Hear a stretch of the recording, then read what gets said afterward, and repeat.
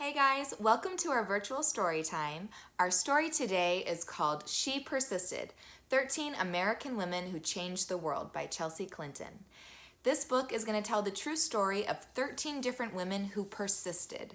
To persist means to not give up when you are faced with challenges.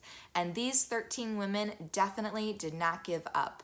When they were told no, when they were told they couldn't do something, when they were told that their dreams were too big, they spoke up for what was right, even when they had to fight to be heard. So we're going to hear their stories about how they each persisted. She Persisted, 13 American Women Who Changed the World by Chelsea Clinton. Sometimes being a girl isn't easy. At some point, someone probably will tell you no, will tell you to be quiet, and may even tell you that your dreams are impossible. Don't listen to them. These 13 American women certainly did not take no for an answer. They persisted. Harriet Tubman was born a slave, and her story could have ended there. Instead, she persisted, escaping from slavery and becoming the most famous conductor on the Underground Railroad. She risked her life many times to lead countless slaves to freedom, including her family, friends, and strangers. Every person she led to freedom arrived safely. I should fight for my liberty as long as my strength lasted. Once Helen Keller became blind and deaf as a toddler, few people thought that she'd be able to learn to read, write, or speak. But she persisted. Helen learned how to do all three and not only became the first person with deaf blindness to graduate from college, but she used her story to help fight for more opportunities for people with disabilities in the United States and around the world.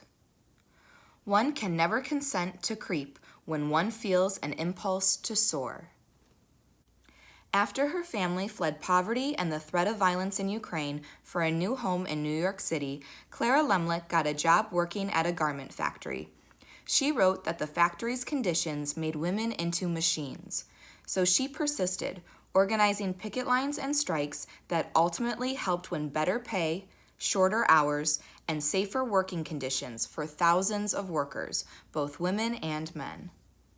I am one of those who suffers from the abuses described here, and I move that we go on a general strike. Nellie Bly became a reporter in part because a male writer had said that working women were a monstrosity, and she wanted to prove that women could do anything.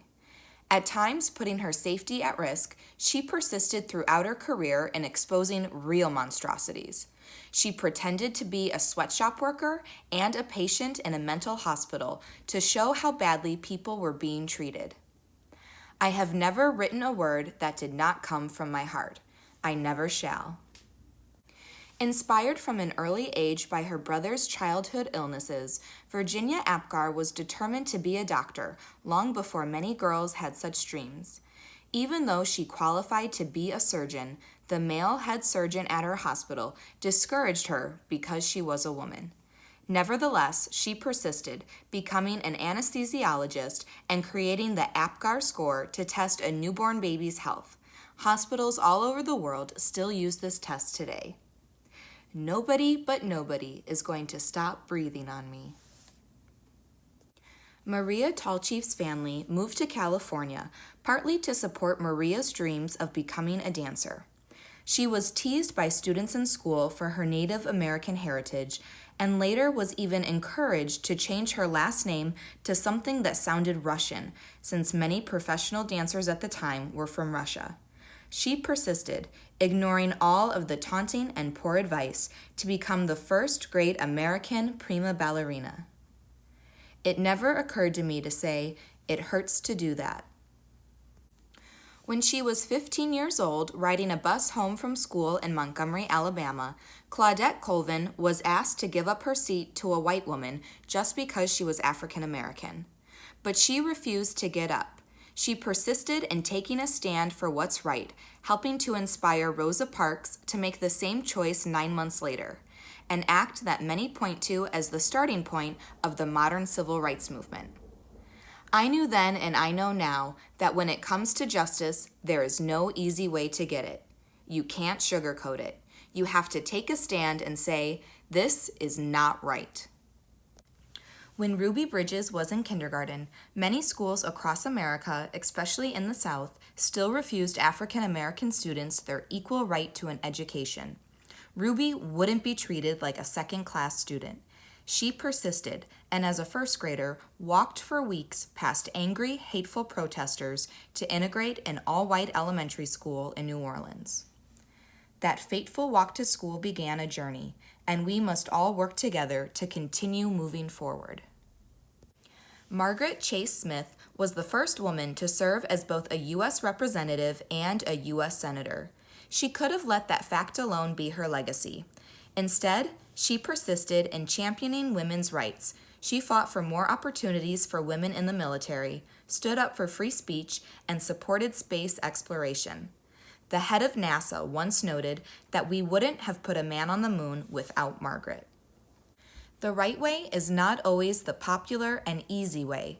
Standing for what's right when it is unpopular is a true test of moral character. Sally Ride always believed that women could succeed in any math or science career they chose. Although not everyone agreed with her, she persisted, and she became the first American woman in space. But that wasn't enough for Sally. She traveled into space once more and then created science and engineering programs specifically for girls so she could help generations of young women achieve their dreams, both on Earth and in outer space. Young girls need to see role models in whatever careers they may choose, just so they can picture themselves doing those jobs someday.